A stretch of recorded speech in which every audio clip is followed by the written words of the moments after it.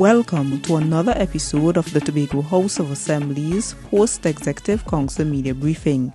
This week, the Secretary for Settlements and Labour, Dion Isaac, and the Secretary for Agriculture, Marine Affairs, Marketing and the Environment, Godwin Adams, addressed the media.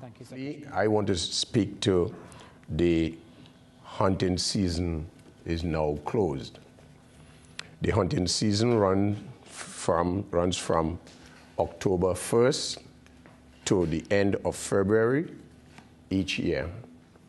Currently, hunters and other members of the public should have disposed of all wild meat in their possession.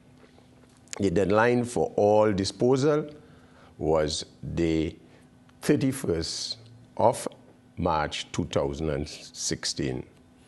The officials of the Department of Forestry have accepted over 100 applications for hunting license for the past season. This has shown to be a vast increase over the past years.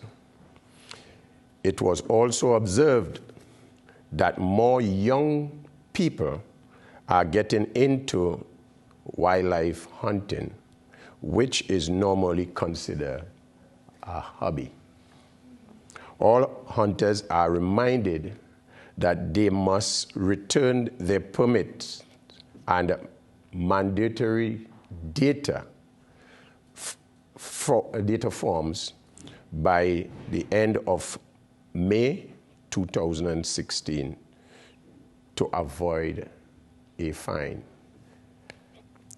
The Division of Agriculture, Marine Affairs, Marketing and the Environment has increased the number and frequency of patrols during the closed season to enforce the Conservation of Wildlife Act and to ensure that illegal hunting is minimized or prevented.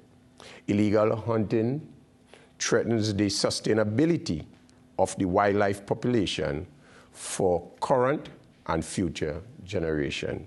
The division is asking the public to observe the law and cooperate with the game wardens and the forestry officers who will be enforcing the law.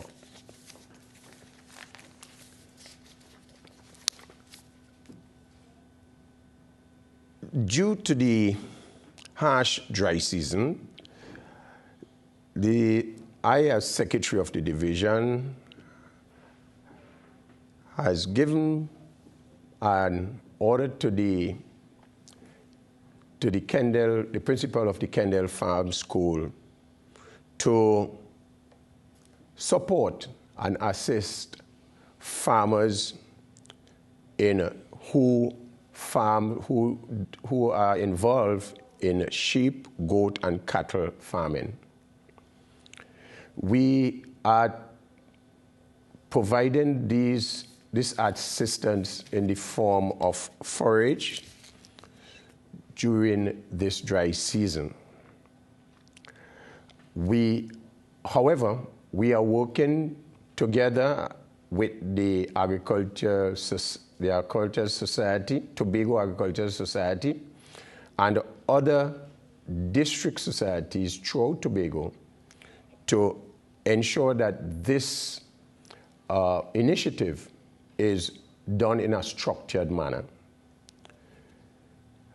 The Kendall Farm School is there to ensure that we support the agricultural sector in a meaningful way.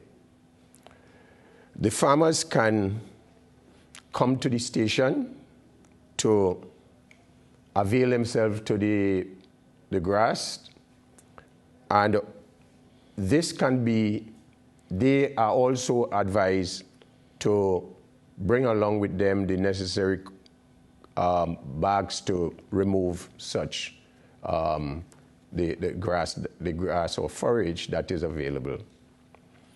As I said before, this is to be done in conjunction with the with the farmers throughout Tobago through the various associations.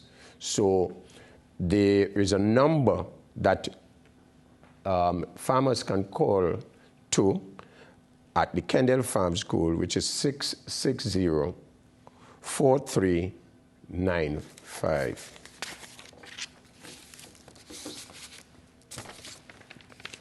The Kendall Farm School was also involved in what we consider as a workshop, which was held a few days ago. This was focused towards bringing the students, the Form 5 and Form 6 students from various secondary schools throughout the island to the Kendall Farm School. In particular, the people who are doing the Caribbean Secondary Examination Certificate and the Caribbean Advanced Proficiency Examination. Now, this objective is to create an opportunity for student networking. There is also an opportunity to engage our students' succession in strategic development plans. There is also an aim to provide students with an opportunity to access pertinent information from our library resource at the Kendall Farm School. And fourthly, to create an opportunity for students to interact with and benefit from the vast experience and knowledge reposed in our team of professional agricultural officers in the Division of Agriculture, Marine Affairs, Marketing, and the Environment. We are going to continue this exercise, and we are asking that students still can access whatsoever information that they will need to clarify or to be a part of their studies for their exams coming very soon. I've been speaking to the Packet House for some time, and I feel good that we have come to the point whereby we can commission the Packet House. However, the division is going to be engaged in what we call a workshop entitled Fresh Produce Safety. This workshop will take place on Tuesday, the 19th, and Wednesday, the 20th of May, 2016. The workshop will focus on sanitary and phytosanitary programs and will be conducted in collaboration with the Inter-American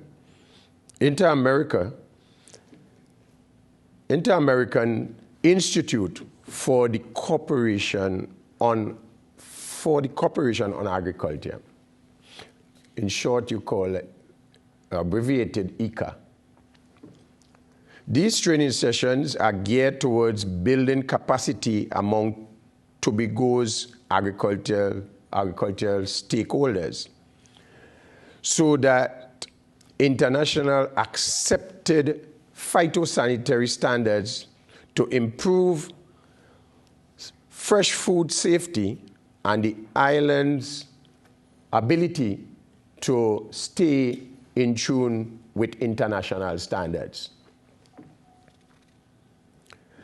At the end of the training, it is expected that the present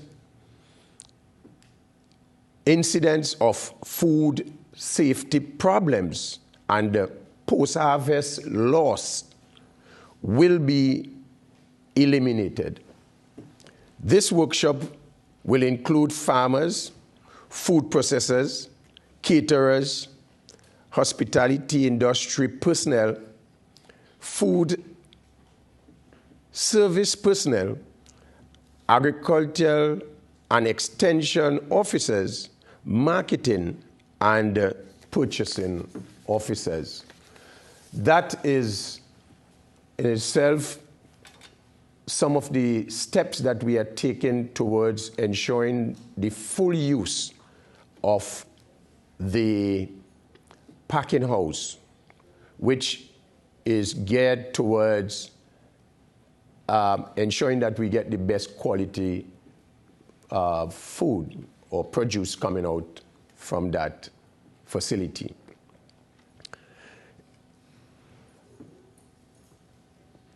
The illegal vending in Scarborough, I want to express my deepest concern about illegal vending, because coming out of conversation with vendors at the Scarborough market, they are expressing grave concern that they are not being given a chance to have purchasers come into their establishment, which is located at the Scarborough market. We are continuing the quest to ensure that we deal with that illegal vending situation in Scarborough. It would have started, and we will continue to make all efforts to have vending taking place where vending is supposed to take place, which is at the Scarborough market. There is a law which debars these vendors who are doing illegal works from plying their trades outside of the market. And we will ensure that we put everything in place to avoid such illegal vending occurring in the capital. There is also the 1.5 mile radius that we have to adhere to. The market laws, the country market laws do express that you are illegal if you are vending within that 1.5 mile radius.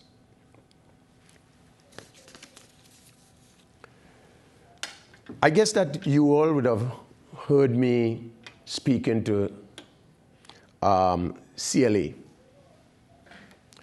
and how it was affecting our sheep population in the various farms that we control as a division throughout Tobago. Well, good news has come all around that we are able to control the spread of the CLA, and we would have had 95% success in doing so. The last test that was conducted would have seen us having tested 105 of the lambs, of which 98 of these lambs were deemed to be negative. So we had this CLA situation controlled to a great extent. With that said, we will be reopening the sale of sheep. We would have closed that we would have stopped the sales of sheep because of that, the situation, and we will be reopening the sales of sheep by the middle of this month, middle to the end of this month. You will be advised further as to the dates, the time that we are going to open our doors for sales of sheep once again.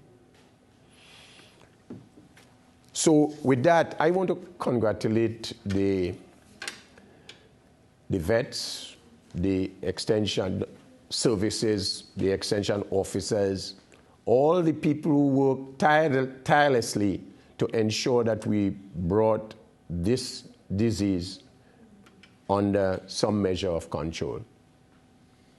So we are going to be trying our best to avoid occurrence or like this again.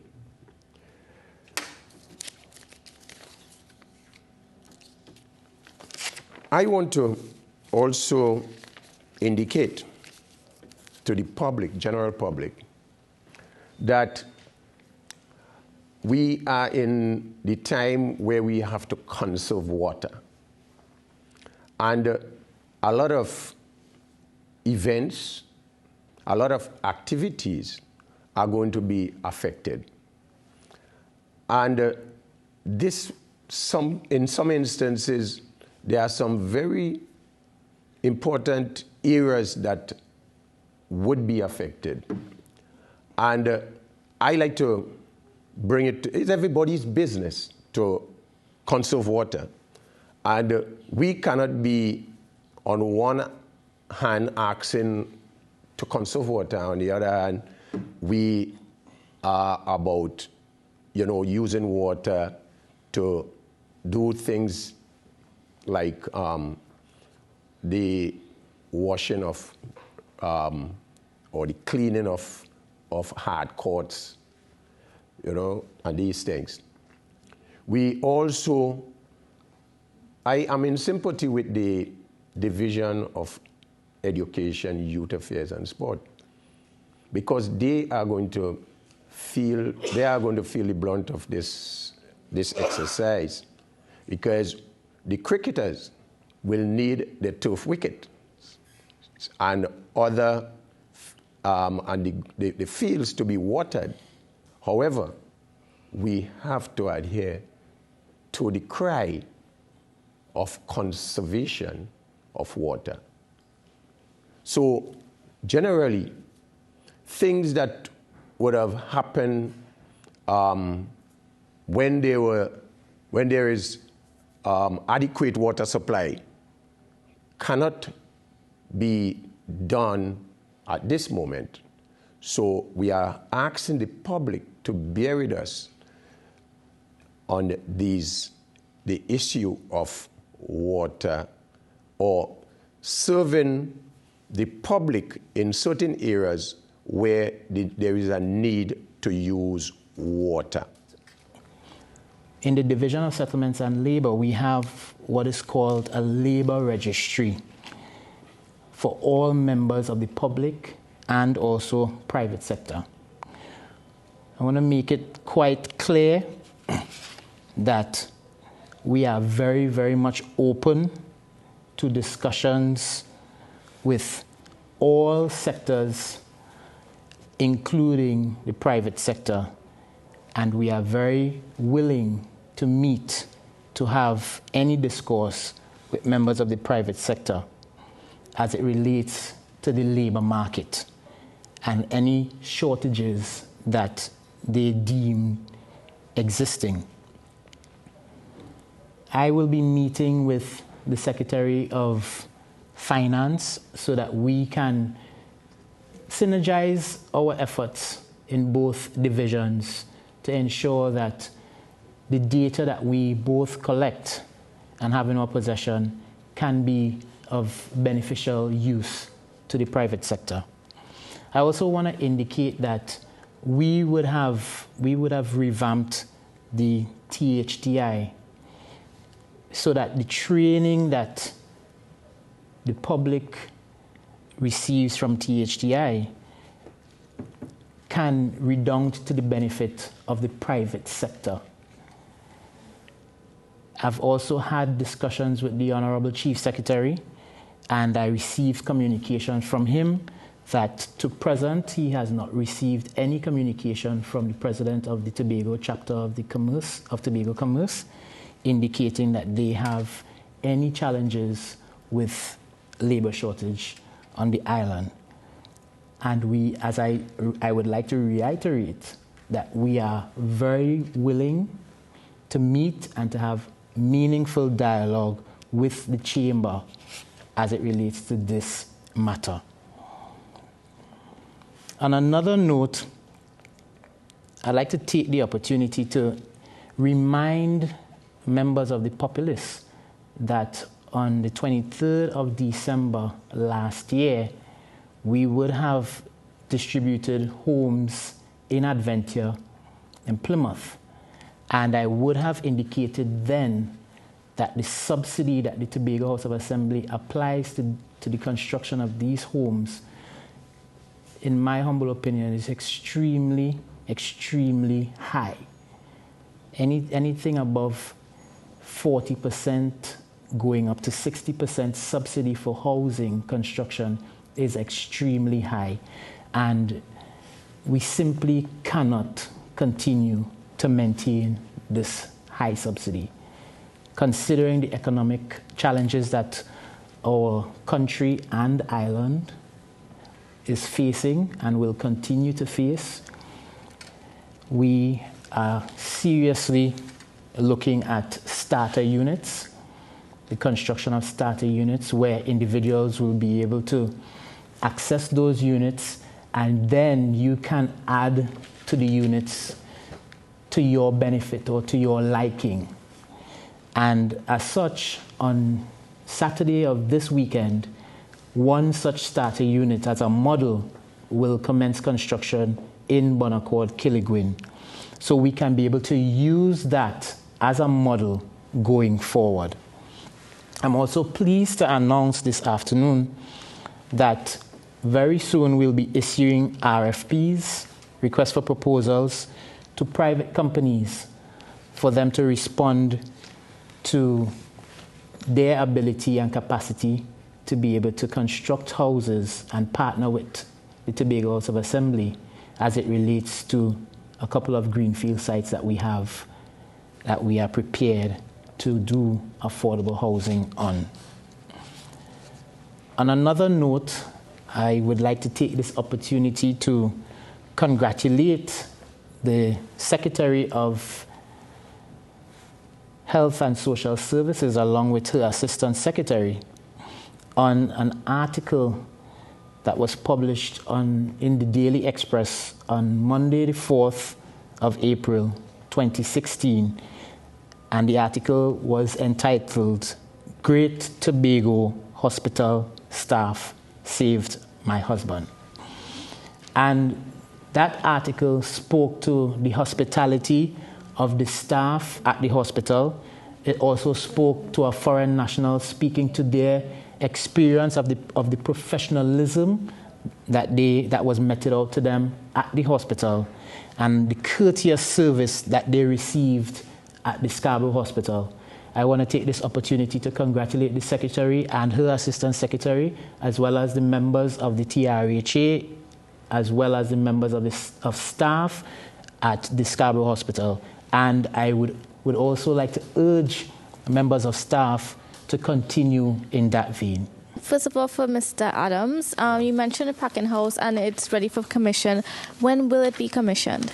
We are seeking to commission the packing house on the 26th, Tuesday the 26th of April 2016. Mr. Demi Cruikshank, the chair of the Tobago Division, he indicated that his plan is to relieve the THA of some of its workers because, as you recognize and maybe you heard as well, that there's a problem. The private sector is suffering with regards to labor. Any comments on this in terms of having some of the THA workers maybe into the private sector? Are you all willing to discuss this as well? Well, just as I would have mentioned prior, we are willing to meet with the Chamber. So what needs to happen is that we have to have dialogue with the chamber and members of the chamber and the head of the Tobago division of the chamber for us to decide the way forward. What are your expectations for the budget mid-year review coming up on Friday? Well, if I were to respond to that before Secretary Adams does, I would wait to see and to hear what the Minister of Finance has to say. I haven't seen any major improvements in our economy thus far. I'm no economist, but I would wait to hear and to see for myself what the plans are from the Ministry of Finance. I also feel strongly that I have great confidence in our Minister of Finance to come up with the best possible outlook for the economy come the 8th of April. Is there any plans within the THC to release some of the workers anytime soon? Well, what I can say we've done in the recent past is to ensure that there hasn't been any hiring in the recent past. But as I would have indicated before, we have to have dialogue with the chamber to ensure that we can come to some consensus as it relates to that matter. So to give you a definitive response to that would be a bit presumptuous on my part. Do you agree with the statement that the chairman made that we have too many people working under the Tobago House of Assembly and we need a bit more, or a lot more I should say, in the private sector? Do you agree with his statement? It's not a matter of agreeing or disagreeing with the statement. It is a matter of looking at the situation that exists in our society at present. You have to give considerations to a couple of things. We have to consider why is it, because at present the private sector continues to advertise for workers, and you have to ask yourself the question, why is it that many individuals are not going to the private sector for work? Now, I may have some assumptions which I don't particularly want to share, but at the same time, you have to be prepared to understand from the workers' perspective why they're not responding to the call of the private sector. So the private sector may have to be able to answer that question as well, or the right person to answer that question may be the potential workers themselves. So we have to look at all the issues surrounding the concerns that the members of the chamber has. That's why I sincerely feel that it's important for us to sit around the table, put all the elements on the table, dialogue meaningfully so that we can come to some kind of conclusion and consensus so that we can move forward with the challenges that the private sector face. Because mind you, the public sector faces challenges as well. Yeah? I know you said that you all would not have received the request for a meeting from the chamber, but are you going to take this step to reach out to them and say, hey, let's have this chat because it's important that we do? Definitely. We've done it in the past as well. Yeah. Recently, a labour supply survey study was carried out. Can you give us an update as to what is the position at this time? Well, we had the supply side of the labour supply survey done.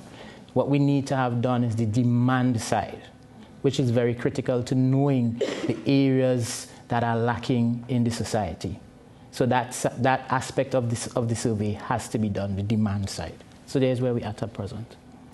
Thank you for staying with us for the Tobago House of Assembly's Post-Executive Council Media Briefing for the week ending April 9th, 2016.